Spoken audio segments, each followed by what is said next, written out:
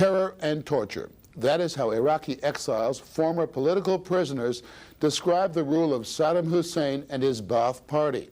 For almost 20 years, they and Amnesty International had been pleading with Western governments to put pressure on Saddam Hussein. Until the invasion of Kuwait, those pleas went unheeded. Most Western governments were blind to the brutalities of the regime. Torture was torture, but business was business. The exiles, now organized into political parties based mainly in London, feel that sanctions and threats are not enough. What they want is simple. They want Saddam Hussein dead.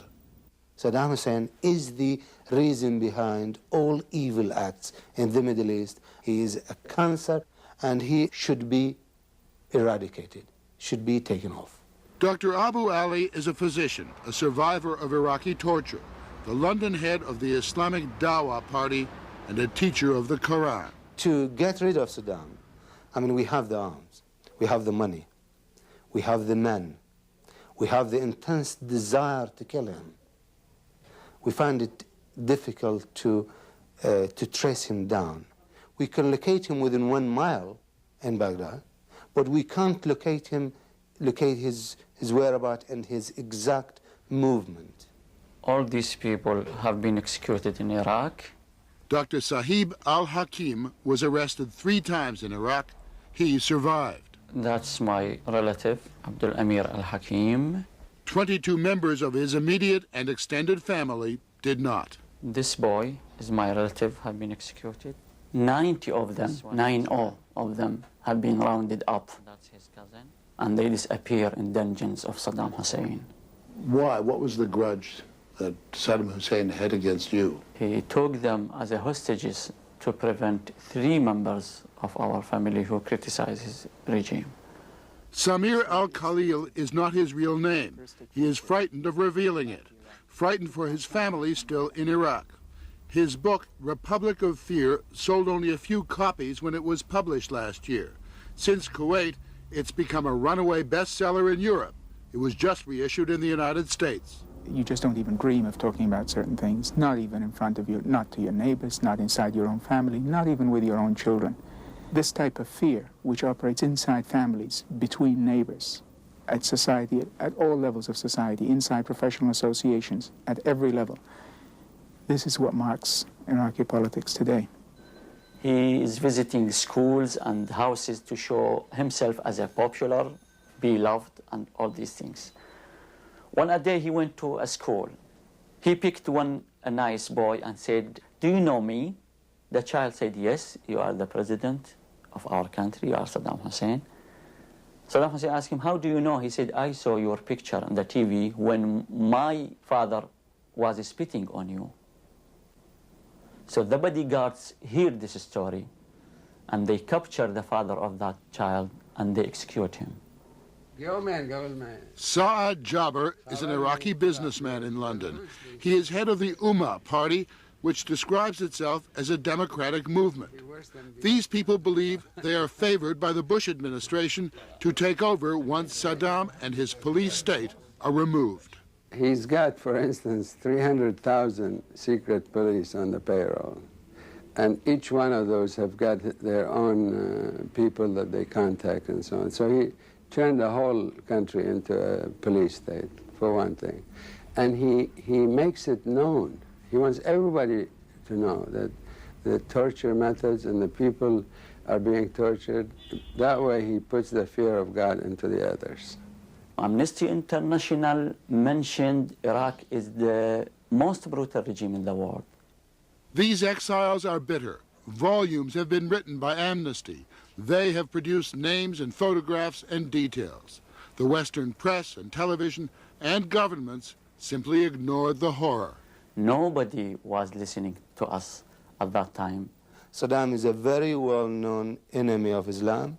He has, according to our information, over the last decade or so, he executed more than 35,000 people because of their Islamic activities. You were in prison 3 times. That's right. They dragged me out of the operating room, and they took me to prison.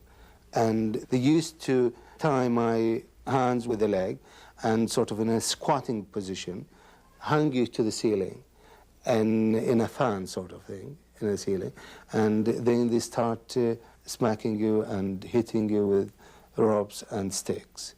Now the more difficult one is the electric shock.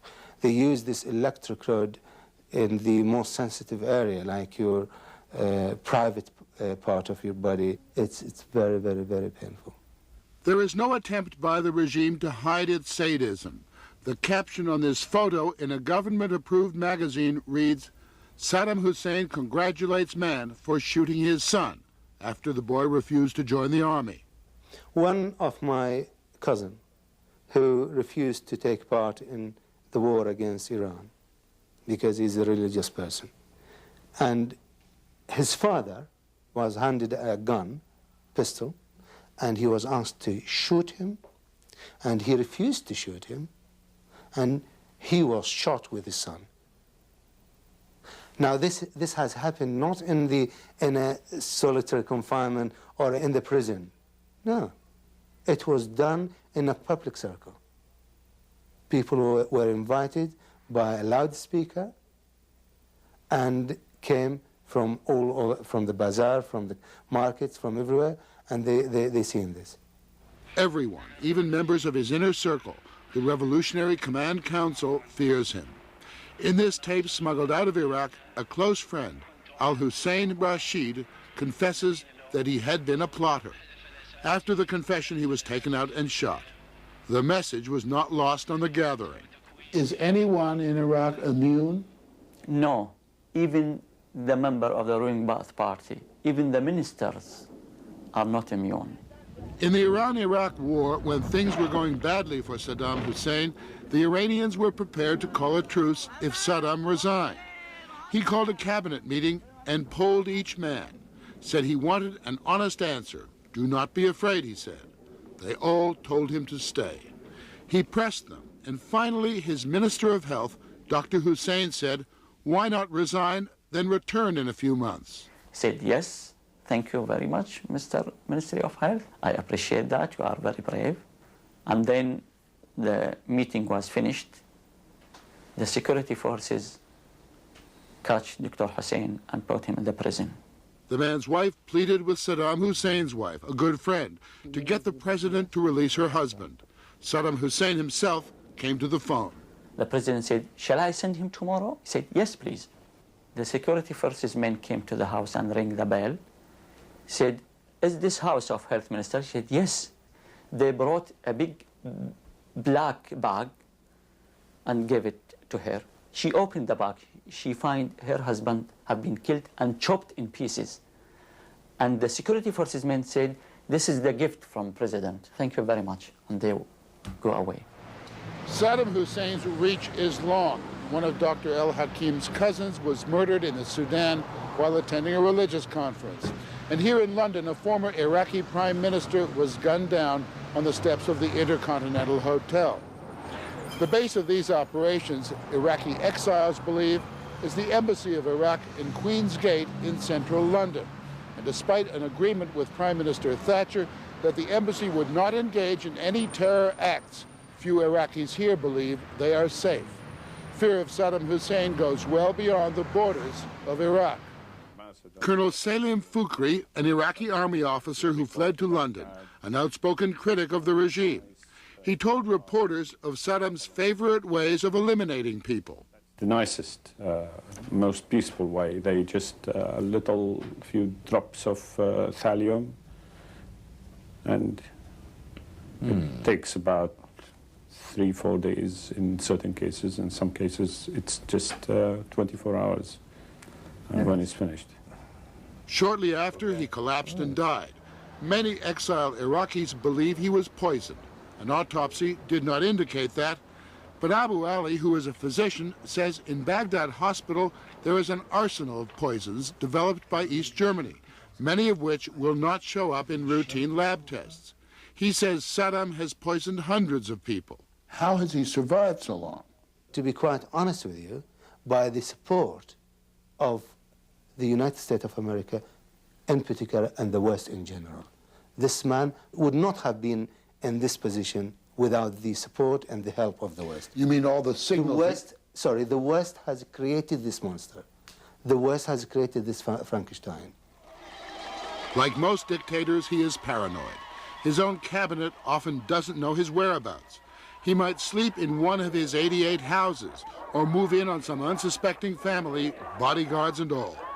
There are times of silly opulence, changes in costume, from Tyrolean hats to Persian lamb, from kindly uncle to the Lone Ranger. Has he shown the kind of excess, he and his family, that the Marcoses showed in the Philippines, for example? By comparison, the Marcoses becomes little bitty angels compared to him. Lately, just maybe about a year ago, Mrs. Saddam Hussein was in Geneva, and she saw the ex-empress of Iran.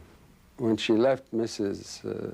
Shah, she had taken with her and bought for $325 million the crown of the late Shah, the crown and that scepter and another piece. For how much money? How much? $325 million. It's very hard, perhaps in the West, to understand how a man like that can continue to function or to govern, even with the intimidation, if he is so unpopular. Because we see these films, for example, on the evening news, of him being received by adoring crowds of people. All these things are prepared before his arrival. They order all the shop owners to close their shops and come to the street. They push all the students outside the schools to demonstrate. And they, the bodyguards and the security forces men, starting shouting and preparing the banners. Your group tried to assassinate him, correct? Right, yes. And sometimes we get the wrong man, and it turned out to be Tariq Aziz, who's the foreign minister, and we injured Tariq Aziz in his hand and his leg. What people in the United States will find interesting is the man like Tariq Aziz, who seems to be a highly intelligent, well-educated man, that he would show such loyalty to this monster. Of course, his fate is with Saddam Hussein. That's why he will defend Saddam Hussein to the last drop of his blood. This is one, and the second thing is fear. If Tariq Aziz thinks for 1 second to conspire against Saddam Hussein, Saddam will not only kill him, will kill his family, probably his tribe, and everybody relate to him. In the most recent attempt on Saddam Hussein, Dr. Abu Ali's group tried to kill him near the city of Basra. President Mubarak of Egypt and King Hussein of Jordan were with him. But unfortunately, it was discovered, and 4 of our brothers were executed immediately.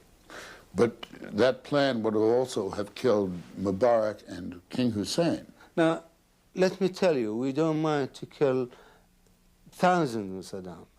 I'm quite happy to kill myself, to sacrifice myself, my family, my even tribe, to get rid of Saddam Hussein. So killing a couple of other people with him will not stop us from doing this.